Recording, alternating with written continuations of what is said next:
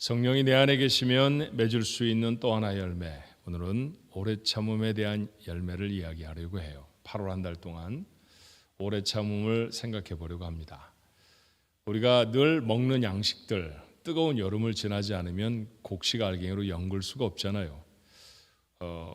곡식의 입장에서는 아마 그럴 겁니다. 그 뜨거운 햇볕을 참아내지 않으면, 그렇죠? 그러면 영양분이 풍성한 그런 곡식 알갱이가 또는 과일이 될 수가 없죠. 인생도 같은 얘기가 가능하지 않을까 싶어요. 살아가면서 우리가 경험하는 수많은 문제들 속에 오래 참고 잘 인내하고 잘 견뎌내면 그 가운데 연결해내시는 하나님의 풍성한 삶이 있을 줄로 믿습니다. 오래 참는다고 하면 어금니 꼭 깨물고 가만히 서 있는 모습을 상상하기가 쉽지만 사실은 오래 참음보다 더 역동적이고 힘 있는 행동도 없습니다.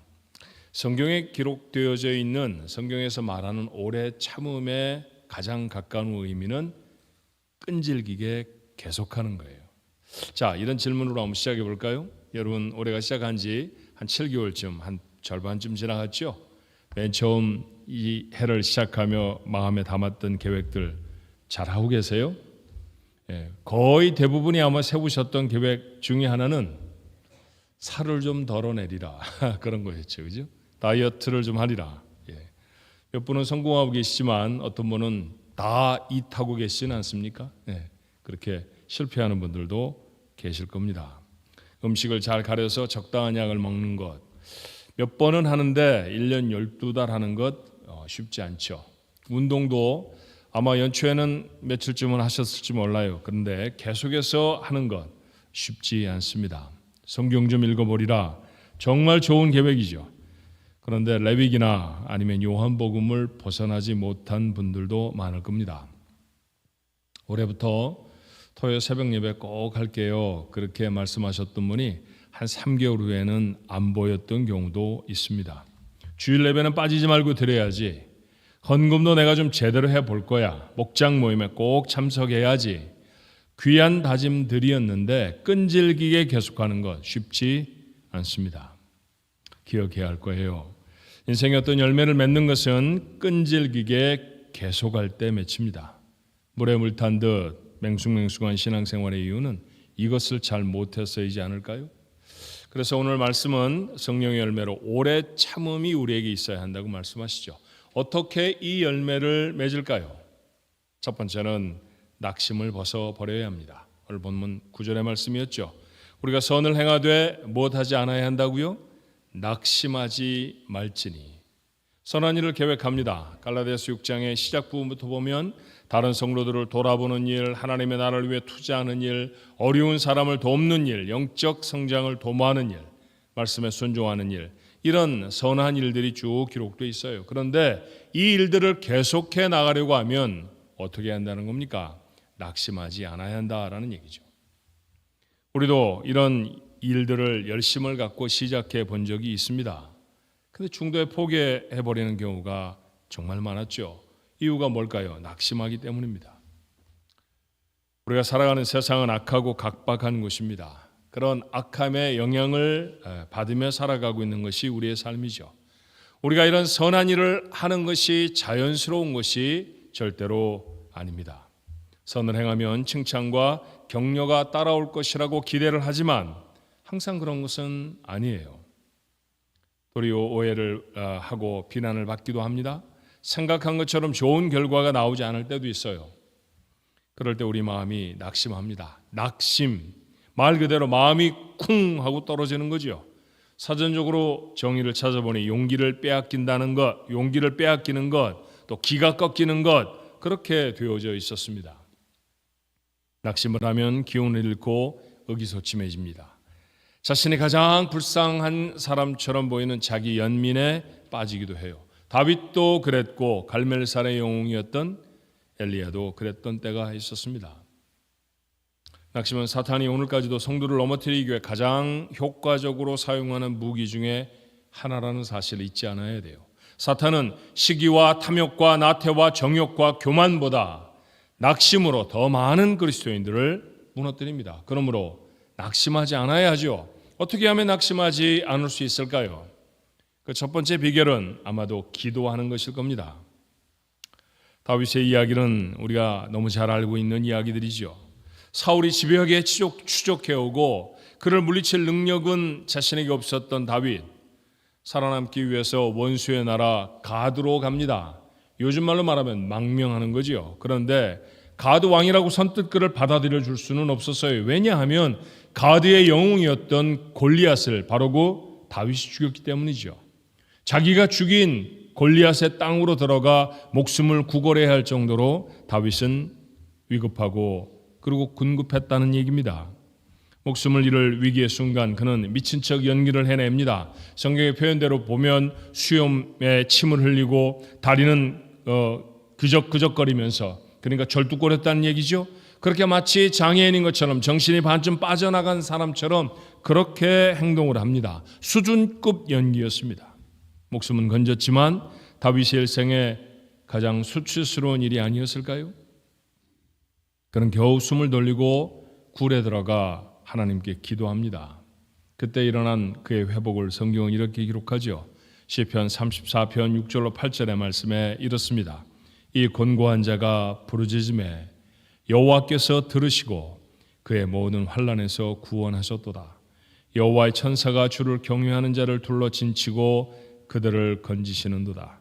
너희는 여호와의 선하심을 맛보아 알지어다. 그에게 피하는 자는 복이 있도다. 살아났다는 얘기입니다. 하나님 앞에 감사한다는 얘기고, 그가 살아난 것이 가드왕에게 피하였기 때문이 아니라 하나님께 피하였기 때문이라 고백하는 것에 다름이 아니죠. 하지만 조금 아쉬워요. 순서가 바뀌어졌으면 어땠을까요? 사울의 추격에 낙담이 되었던 다윗이 가드로 도망하기 전에 먼저 하나님 앞에 이렇게 기도했더라면 그는 어쩌면 인생의 가장 수치스러운 기록을 쓰지 않았어도 되지 않았을까요? 삶에서 가장 중요한 좌절이나 실패를 경험하게 될 때, 한 번도 경험해보지 못했던 어려움들이 코앞에 닥칠 때 우리는 보통 하던 순서와는 좀 반대로 해보면 어떨까요? 이것저것 다 해보다가 길이 없으면 마지막에 하나님 앞에 기도하는 것이 아니라 가장 먼저 기도부터 하는 것이죠. 마음이 무너질 것 같으면 기도부터 하는 것이고요. 다가오는 문제가 크건 작건 내게 버거운 문제일 것이다 라고 예상이 되어지면 무릎부터 접는 것입니다. 마음이 무너지면 포기하는 것보다 하나님께 기도하는 일이 먼저여야 해요. 그런 사람이 낙담을 벗어버릴 줄로 믿습니다. 낙담하면 아무것도 하고 싶지 않습니다. 모든 것들을 다 손에서 내려놓고 싶죠. 사람도 만나고 싶지 않아요. 그러나 낙담을 극복하는 놀라운 비결은 도리어 그에게 주어진 일들을 여전히 계속하는 것이라는 사실을 아십니까? 엘리야는 갈멜산에서 바알의 선지자, 아세라의 선지자 850명과 대적해 승리를 합니다. 3년 6개월 동안 비가 내리지 않던 땅에 그가 기도했더니 비가 내렸죠. 믿음의 영웅이었습니다. 하지만 왕비가 그를 죽이겠다고 협박을 하자 마음이 무너져 버립니다. 그 대단한 일을 했는데 아무도 그를 도와서 왕비에게 맞서는 사람이 없었어요. 자신이 갑자기 아무것도 아닌 것처럼 보였습니다. 그는 신임처럼 하나님께 호소하죠. 우리가 너무도 잘 아는 그의 호소, 열왕기상 19장 4절에 이렇게 적었습니다. 한 로뎀나무 아래 앉아서 자기가 죽기를 원하여 이르되 여호와여 넉넉하오니 지금 내 생명을 거두시옵소서. 말은 거창하게 했습니다만 우리도 이런 말 이렇게 합니다. 죽고 싶습니다. 그렇죠? 인생에 한두 번쯤 이 말을 하지 않았던 사람이 이 가운데 있을까요? 우리도 몇 번쯤 해본 이 말 앞에 하나님은 어떻게 하셨습니까? 열왕기상 19장의 나머지 부분 15절부터 16절의 말씀은 이렇지요. 여호와께서 그에게 이르시되 너는 내 길을 돌이켜 광야를 통하여 다메섹에 가서 이르거든 하사엘에게 기름을 부어 아람의 왕이 되게 하고 너는 또 님시의 아들 예후에게 기름을 부어 이스라엘의 왕이 되게 하고 또 아멜 무훌라 사밧의 아들 엘리사에게 기름을 부어 너를 대신하여 선지자가 되게 하라. 아니 아람이라는 나라에 가서 왕을 어떻게 세웁니까? 그런데 가라는 거지요. 하사엘을 왕으로 세우라고 했어요. 그를 추격하는 아직도 아합과 이세벨이 살아있는데 그곳에 가서 예후를 그 이스라엘의 왕을 대신해 새롭게 세우라는 것입니다. 그리고 이제 엘리사를 후계자로 세우라고 말씀합니다. 하나님 그에게 말씀하세요. 아무리 낙담이 되어져도 그 일이 다 끝난 것이 아니죠. 주저앉아서 아무것도 하고 싶지 않고 죽었으면 좋겠다라고 말하는 엘리야에게 하나님은 일어나라고 하셨고 가라고 하셔서 하나님의 일을 다시 맡기십니다. 하나님이 멈추라 하시기 전에 스스로 낙심하여 포기하지 않아야 합니다. 감정의 명령에 순종하지 말고 하나님의 명령에 순종하십시오. 기억하셔야 합니다. 가장 일하고 싶지 않을 때가 정말로 일해야 할 때입니다. 다 포기하고 싶을 때가 하나님이 원하시는 일들을 감당해야 되는 최적의 시간이라는 사실을 우리는 엘리야의 사건을 통해서 우리의 마음에 담을 수 있어야 해요. 문제가 닥치면 그 문제에 푹 빠져버리죠. 어려움이 닥쳐버리면 그 어려움 속에 매몰되어져서 도무지 정신을 차릴 수가 없습니다. 그런데 여러분, 그림을 보는 방법은 가까이 다가가서 이게 무슨 색깔인가 보는 것뿐만이 아니잖아요. 그렇죠? 한 발좀 떨어져서 그 그림의 전체 모습이 어떤가 그렇게 보기도 하죠. 뭐 그림뿐이겠습니까? 여러분이 좋아하는 어떤 물건을 살 때에도 가까이 다가가 볼 수도 있고 몇 걸음 좀 뒤떨어져서 그것을 살펴보고 마음에 들면 구입하기도 하잖아요. 문제도 마찬가지여야 한다고 생각해요. 자, 어떤 대학 교수가 학생들에게 이런 질문을 했습니다. 자, 이런 가정이 한 가정이 있습니다. 남편은 알코올 중독자이고요. 그래서 술값으로 가구를 내다 팔았습니다. 돈이 없으면 스트레스를 받아서 아내를 심하게 구타하곤 했죠. 거기다가 그 아내는 폐결핵에 걸려서 자신의 몸 하나를 가누기가 힘들 정도입니다. 그런데 이 여인이 임신을 했습니다. 아이를 가졌습니다. 이 아이를 어떻게 해야 하나요? 교수가 물었을 때 한 학생이 손을 번쩍 들고 이렇게 대답합니다. 단호한 대답이었죠. 낙태해야 합니다. 그 아이가 태어나면 어떻게 키우겠습니까? 그 아이는 아마 정상적인 모습으로 세상에 태어나지 못할 것입니다. 교수가 그 학생을 바라보며 얼굴에 미소를 짓고 이렇게 말합니다. 자네는 지금 베토벤을 죽였네. 바로 베토벤의 엄마가 그런 불행한 이 상황 속에 있었다는 것이죠. 베토벤은 그런 어려운 가정에서 태어났었습니다. 인류가 사랑하는 귀한 음악의 천재라고 말하고 음악의 신이라고까지 불리어지는 그런 인류의 유산을 갖기 위해 어쩌면 그의 삶은 이런 고통으로 점철된 시간들을 지나가야 했을지 모르죠. 한 걸음 떨어져서 사건을 보면 하나님의 놀라운 섭리가 보입니다. 요셉의 감옥에 갇혔던 것, 감옥만 바라보면 아무것도 아니죠. 그의 인생 그렇게 망하는 것처럼 보였습니다. 그런데 한 걸음 떨어져 보면 그건 총리 대신이 되기 위한 가장 중요한 수업의 시간이었다는 사실을 여러분 아시잖아요.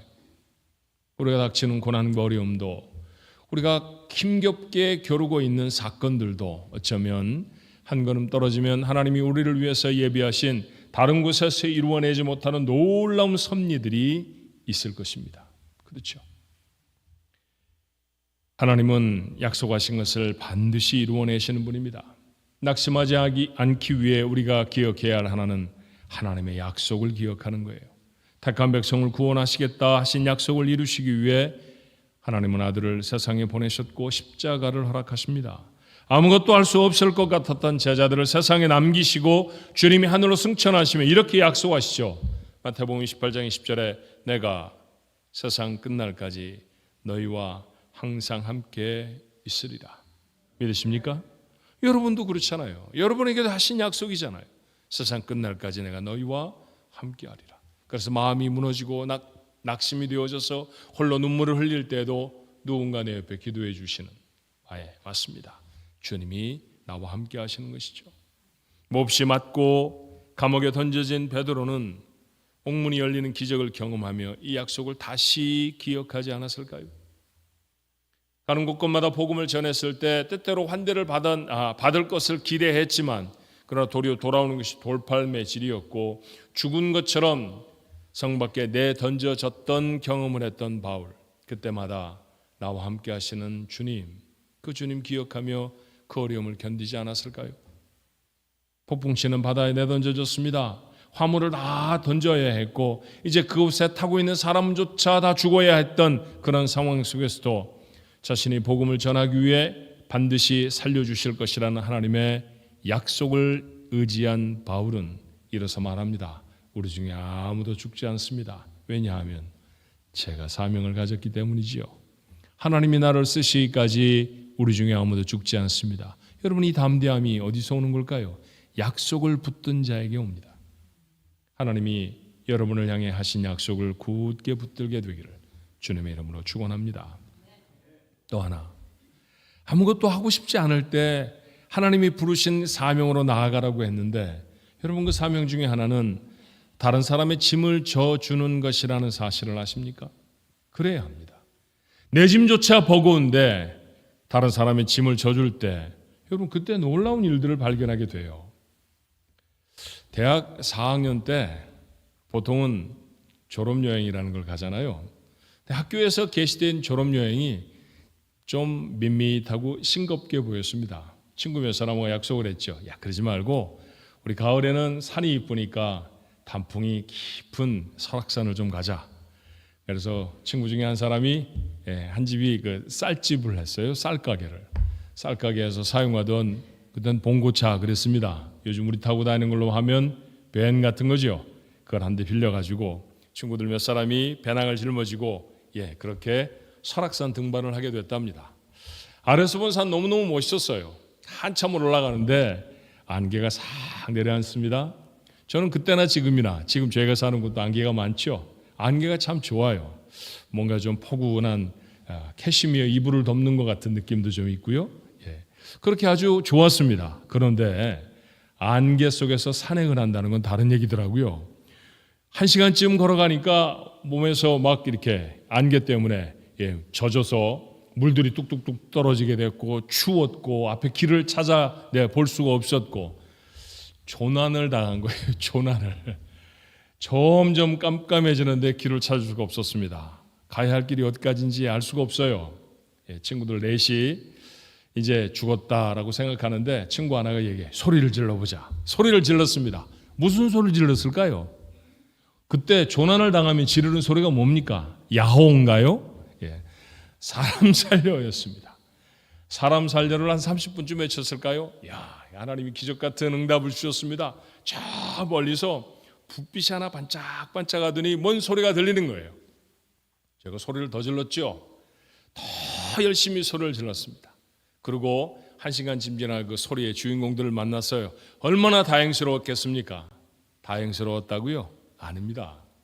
산더미만한 짐을 지고 있는 조난당한 두 여대생을 만난 거예요. 이게 참 갑갑한 일입니다. 물었죠. 제가 물어봤어요. 내가 무슨 소리를 들었는데 당신들이 지른 소리입니까? 우리가 질렀습니다. 무슨 소리를 질렀습니까? 그 여학생들은 뭐라고 소리를 질렀을까요? 그 사람들도 사람 살려를 했던 거예요. 사람 살려 하던 우리들이 사람 살려 하는 여학생들을 짐덩어리로 맡았습니다. 그런데 이상하죠. 참 이상해요. 죽을 것 같은 우리가 갑자기 힘이 솟는 거예요. 이제 이 사람들도 살려야 하지 않습니까? 눈이 번쩍 뜨이더니 어둠 속에 길이 보이기 시작했고요. 그리고 조난에서 탈출했답니다. 살아남아서 지금 좀 목사 돼서 설교하고 있잖아요. 맞아요. 누군가의 짐을 져준다는 것, 제게는 지나간 어린 시절의 추억일 수 있지만 정말 중요한 교훈입니다. 낙담은 자신이 가장 불쌍한 사람처럼 보이는 자기 연민에 빠지게 하지요. 그렇게 되면 우리는 더 낙심이 되고 더 절망이 된답니다. 자기에 대해서만 생각하는 것은 비참함으로 가는 고속도로에 올라간 것과 똑같다라는 말이 있더라고요. 그렇죠. 자기만 어렵다, 나만 힘들어 라고 말하면 점점 더 비참해집니다. 그건 탈출구가 아니에요. 여러분에게 격려가 필요합니까? 그렇다고 하면 좀 나를 격려해 주는 사람이 없어 라고 두리번거리지 마십시오. 여러분이 먼저 격려하는 것입니다. 내게 결핍, 부족함의 어려움이 있다고 하면 다른 사람의 필요를 먼저 채우십시오. 가능하지 않다고요? 이런 얘기 여러분 모르십니까? 시돈이라는 곳에 살던 한 과부는 한 주먹 곡식가루 그리고 기름 몇 방울이 자기가 가지고 있는 전부 다였습니다. 너무나 비참해서 마음이 무너져 버렸죠. 그녀는 그것으로 마지막 떡을 만들어서 아들과 먹고 죽으려고 했습니다. 더 이상 먹을 게 없으니까 말이죠. 근데 배고픈 선지자가 그들을 찾아왔어요. 그리고 그들에게 떡 한 덩이를 부탁합니다. 여인은 마지막 가루, 그 마지막 기름으로 떡을 만들어서 자기와 아들이 먹는 것이 아니라 선지자의 필요를 채웠습니다. 결과 궁금하십니까? 열왕기상 17장 16절은 그 결과를 이렇게 말하죠. 여호와께서 엘리야를 통하여 하신 말씀같이 통에 가루가 떨어지지 아니하고 병에 기름이 없어지지 아니하니라. 놀라운 사건입니다. 누군가의 필요를 채워주었더니 자신의 필요는 훨씬 더 크게 채워졌다는 것이죠. 맞아요. 그래야 합니다. 낙심이 되어져서 내게 필요한 것들, 내게 채워져야 하는 것들이 간절할 때 다른 사람을 먼저 채우십시오. 그러면 여러분의 삶이 채워질 것이고요.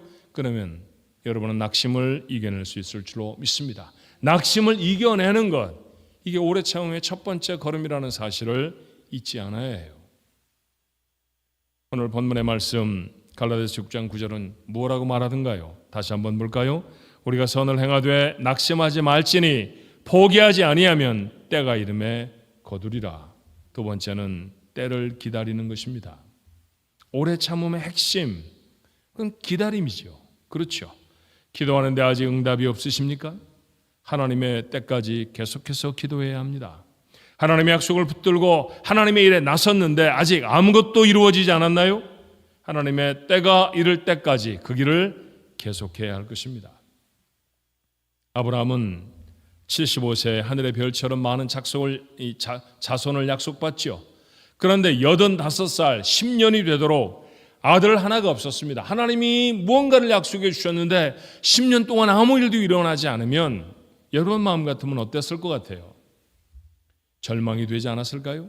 잘못 들었나? 이런 의심이 슬며시 들어오지 않을까요? 자, 그때 아내 사라가 솔깃한 제안을 합니다. 저는 75살이에요. 이제 더 이상 아이를 가질 수가 없을 것 같습니다. 그러니 제 종 하갈, 젊은 종입니다. 첩으로 들이시는 게 어떨까요? 그래서 그렇게 했습니다. 그랬더니 아들도 낳았어요. 이스마엘이라 이름을 붙였습니다. 여러분 아시죠? 하나님의 뜻입니까? 아니었습니다. 하나님의 뜻도 아니었고 하나님의 때도 아니었습니다. 15년을 더 기다리면 이삭이 태어날 것입니다. 그것이 하나님의 뜻이고 그것이 하나님의 때였죠. 기다리지 못한 결과가 얼마나 참담했나요? 그는 결국 그에게 아들을 낳아줬던 하갈과 이스마엘을 집에서 내보내야 했습니다. 말이 좋아 내보내는 것이지 쫓아내는 거잖아요. 그들이 살던 곳은 광야였습니다. 우리처럼 도시에 살던 사람들이 아니었어요. 우리 집에서 쫓겨나면 옆집 가서 집 얻어서 살 수 있는 곳 아닙니다. 광야로 나서면 죽을 수밖에 없는 것이죠. 모자의 마음에는 죽음으로 내몰리며 얼마나 깊은 원한이 새겨졌을까요? 피부치를 내치는 아브라함의 마음은 편했겠습니까? 그 사건이 일어난 지 수천 년이 지났습니다. 그런데도 그 원한은 지금까지 계속되지요. 이삭의 후손 이스라엘과 이스마엘의 후손 아랍인들은 지금도 참담한 전쟁 중입니다. 아브라함이 하갈을 첩으로 얻지 않았으면 역사상 일어나지 않았을 일이죠. 가장 골머리를 썩고 가장 두려워하며 만나야 하는 역사적인 사건의 대부분은 기다리지 못해서 이루어진 일이라는 사실을 우리는 마음에 담을 수 있어야 해요. 삶에 열리는 모든 열매는 기다림이 만들어낸다는 사실을 잊지 않아야 합니다. 다시 말하면 기다리지 못하면 아무 열매도 맺지 못한다는 말이에요. 하나님은 우리가 생각하는 것보다 훨씬 느긋한 분이신 것 같습니다. 성경은 하나님의 성품을 이렇게 표현하죠. 베드로가 얘기해요.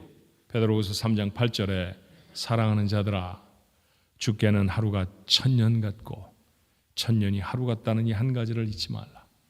1000년을 하루처럼 참아내는 하나님, 놀라운 인내입니다. 하나님의 마음이죠.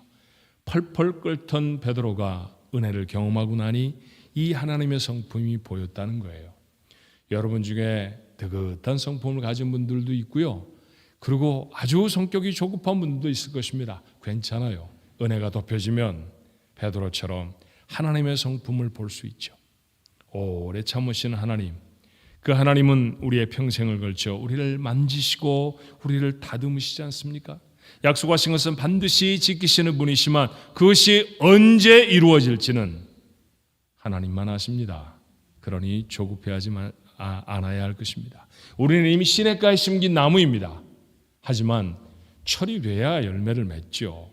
시냇가에 심겨졌다고 아무 때나 열매를 맺어내는 게 아니잖아요. 그렇죠? 그러니 하나님의 때를 향하여서 인내하고 기다릴 줄 아는 그런 성도들이 되어야 합니다. 하나님을 잠잠히 신뢰하며 계속해서 선한 일을 하십시다. 결실의 때를 기다리면서 거룩한 상상력으로 그 때를 그려보면서 계속해서 기도하고 계속해서 묵상하고 계속해서 순종하고 계속해서 다른 사람을 돌보아야 합니다. 계속 봉사하고 계속 필요를 채워주고 계속 친절을 베푸는 것이죠. 계속해서 예배하고 계속해서 교회를 섬기고 계속해서 하나님의 나라를 이루어 가야 합니다. 계속 믿음의 삶을 살고 계속 성령의 인도하심을 따르면, 그렇게 끈질기게 참아내면 언젠가 하나님의 때가 올 것이고 그때 상상도 못할 열매를 거두게 될 줄로 믿습니다. 그 열매의 주인공들이 여러분 모두가 되기를 주님의 이름으로 축원합니다. 갈라디아서 6장 9절 본문의 말씀 한번 다시 볼까요? 우리가 선을 행하되 낙심하지 말지니. 그 다음에 뭐라고 말해요? 포기하지 아니하면. 포기하지 않아야 열매를 거둡니다. 윈스턴 처칠이라는 사람은 아시죠? 2차 세계대전의 주역이었습니다. 1941년 10월 2차 세계대전으로 영국이 가장 힘들었을 때 그는 자신이 다녔던 고등학교에서 연설을 부탁받아요. 지팡이의 의지에 강단에 선 그가 결코 포기하지 마십시오 라는 말로 입을 열었습니다. 잠깐 뜸을 들인 후에 기대감으로 자신을 바라보는 어린 후배들에게 처칠은 더 큰 소리로 말했다고 해요. 결코 포기하지 마십시오. 연설은 그걸로 끝이었습니다. 이 짧은 연설은 천둥소리처럼 학생들과 전 국민의 마음에 울려 퍼졌고 그의 권유처럼 영국인들은 결코 포기하지 않았습니다. 그들은 결국 2차 세계대전에서 승리했고 피와 땀과 눈물로 영국을 새롭게 일으켜 세웁니다. 같은 얘기가 우리에게도 있어야 하지 않나요? 비록 어려움과 장애물이 있어도 생각했던 대로 결과가 나오지 않아도 하나님이 너무 더디게 느껴져도 결코 포기하지 않아야 합니다. 여러분 자신에 대해서, 여러분이 사랑하는 사람들에 대해서, 여러분에게 맡겨주신 사역에 대해서, 꿈과 비전에 대해서, 믿음의 공동체에 대해서 포기하지 않아야 합니다. 낙심하기를 거부하십시오. 결실을 기대하며 믿음으로 기다려야 합니다. 하나님을 신뢰하며 계속 끈질기게 선한 일에 힘을 쏟으십시오. 계속 기도하고 계속 예배하고 계속 사랑하고 계속 선을 행하는 것입니다. 하나님의 때는 반드시 올 줄로 믿습니다. 그때 풍성한 열매를 얻느니 그는 참고 인내했던 사람입니다. 다시 한번 갈라디아서 6장 9절의 말씀을 우리 같이 한번 읽어볼까요? 자, 오늘 본문의 말씀을 냈습니다. 함께 읽습니다. 우리가 선을 행하되 낙심하지 말지니 포기하지 아니하면 때가 이름에 거두리라. 아멘. 기도하겠습니다. 구원의 사람이 되게 하셨고 전에는 알지 못했던 깊은 선함의 삶을 알게 하셨습니다. 그 길을 걸어갔던 저희들의 모습들도 있었습니다. 하지만 때때로 포기하고 때때로 낙심하고 때때로 주저앉아 버렸던 때는 없었습니까? 하나님, 다시 일어날 수 있도록 저에게 힘과 용기를 더하여 주시옵소서. 선을 행하되 낙심하지 아니하도록 기도함으로 이겨낼 수 있게 도와주시고 하나님이 맡기신 선한 사명들을 온전히 감당할 수 있게 하시고 아버지 하나님, 도리어 다른 사람의 짐을 져줄 수 있는 저희들이 되게 하여 주시어서 낙심을 극복할 수 있게 하나님 축복해 주옵소서. 포기하지 않게 하여 주시옵소서. 하나님이 원하시는, 하나님이 정하시는 때를 기다리는 담대함이 하나님 우리 가족들 모두의 것 되게 하시기를 간절히 원합니다. 저들의 바싹 마른 가슴 속에 하나님을 향한 간절한 기도가 있사오니 주님, 오늘 성령으로 다시 물을 주셔서 아버지의 그 기대와 그 바람을 하나님 앞에 기도로 아뢰올 수 있는 자 되게 하여 주옵시고, 적박한 땅을 고단하게 살아가지만 여전히 이겨내고 견디고 감당할 수 있는 인내, 하나님 저희들 것 되어지게 도와주옵소서. 세상의 모든 열매들은 오래 참음의 결과입니다. 인생의 열매를 맺기를 원합니다. 거룩한 열매가 맺혀지게 하여 주옵소서. 인내로 이 열매를 연결해내는 우리 가족들 모두가 되도록 축복하옵소서. 예수님의 이름으로 간절히 기도하옵나이다. 아멘. 우리 하나님 앞에 귀한 예물 드립니다.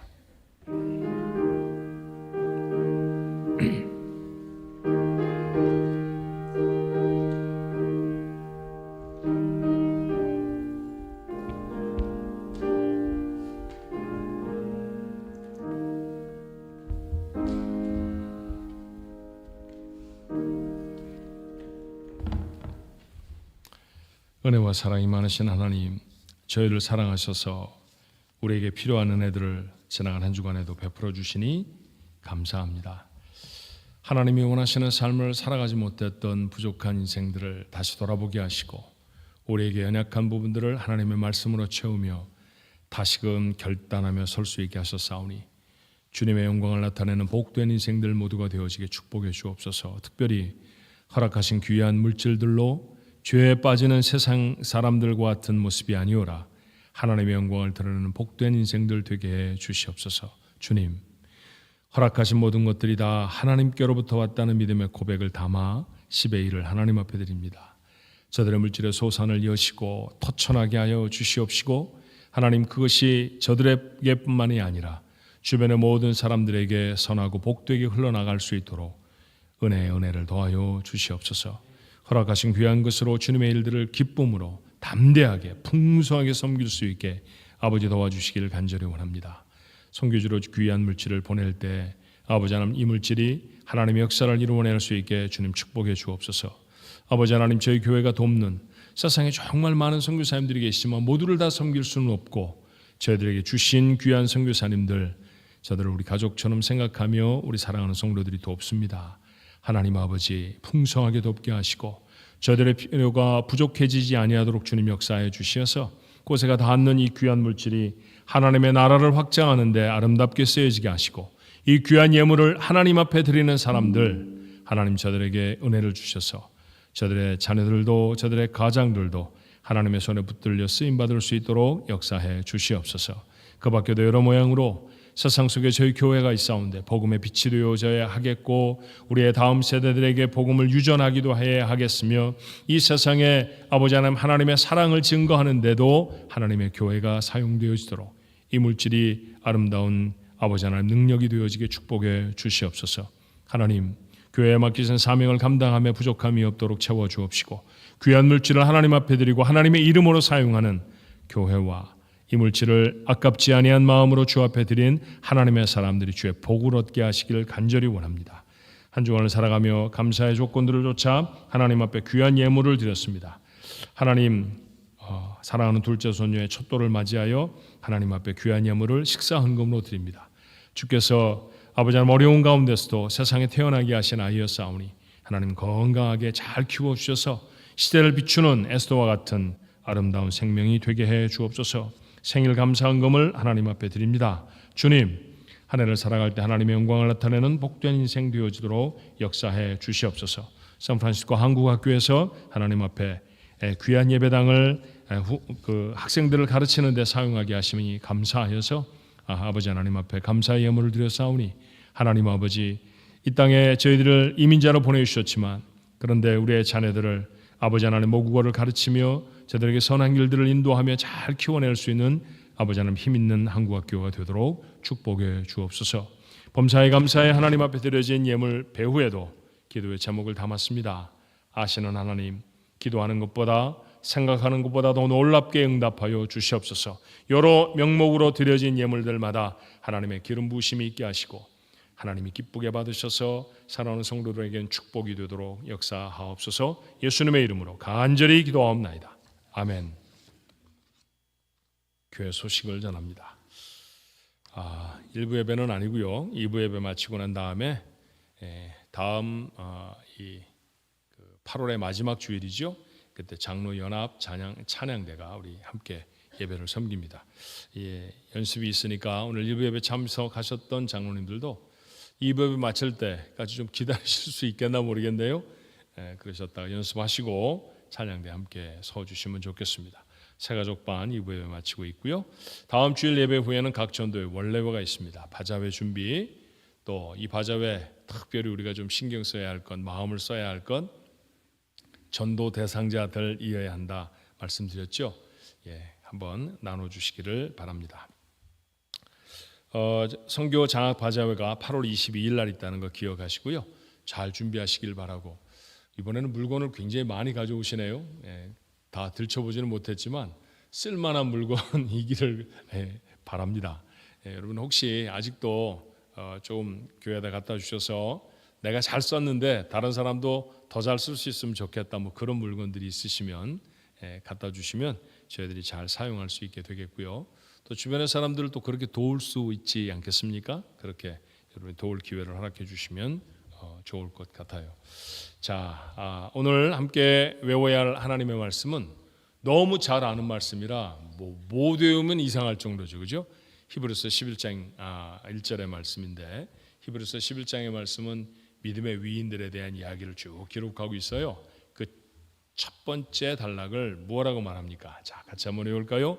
믿음은 바라는 것들의 실상이요 보이지 않는 것들의 증거니. 히브리서 11장 1절 말씀. 예. 믿음은 보이지 않는 걸 볼 수 있는 능력이다. 저는 이렇게 사역을 합니다. 개인적으로 번역하는 말씀인데, 그렇죠? 믿음으로 보이지 않는 것들을 볼 수 있는 우리 가족들 모두가 됐으면 좋겠어요. 수요 말씀 예배 소요음답 2부 시작했습니다. 많이 참석해 주시길 바라고, 교재가 필요하신 분들은 나가시면 데스크에 교재가 이렇게 놓여져 있고요. 웹사이트에 가시면 웹사이트에서 교재를 받아 내리실 수 있어요. 요즘은 자기들 그 아이패드라든지 아니면 무슨 전화라든지 이런 곳에 아예 받아 내리시고 거기에 메모하시는 분들도 계시잖아요. 종이보다도 그렇게도 사용하실 수 있도록 파일을 준비해 놨으니까 다운로드 하시면 여러분들이 자유롭게 사용하실 수 있습니다. 다 같이 자리에서 일어나셔서 찬송가 212장 찬송하고 예배 마칩니다.